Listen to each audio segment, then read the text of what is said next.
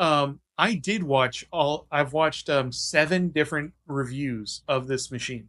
Okay, particular focus on the 3D printing nerd because I watch a lot of his videos. Loyal Moses and Frankly Built. Okay, they were the first ones that I watched the videos for. And 3D printing nerd, the guy is not the world's greatest YouTube presenter.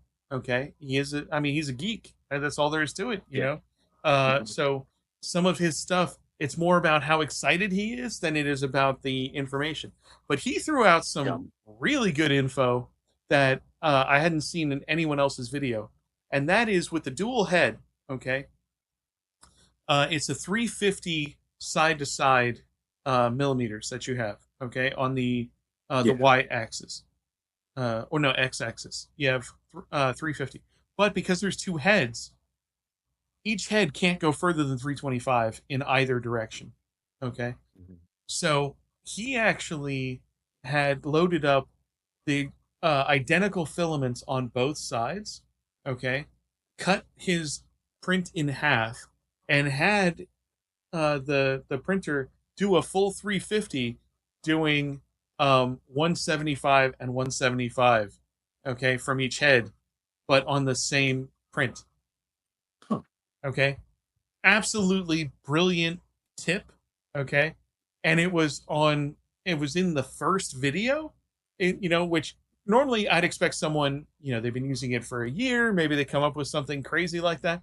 Yeah, it I took mean, some time to figure it out. I was super impressed.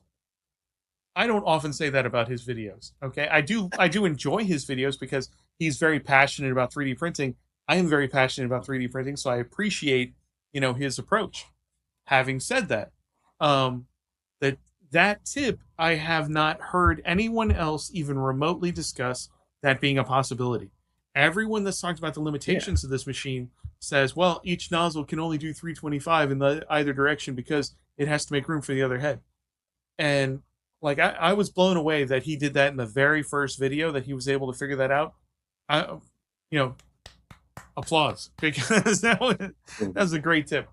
But uh I mean, as there wasn't a single person who did reviews on this that was like, this is exactly what people have been wanting, or this is even close to it.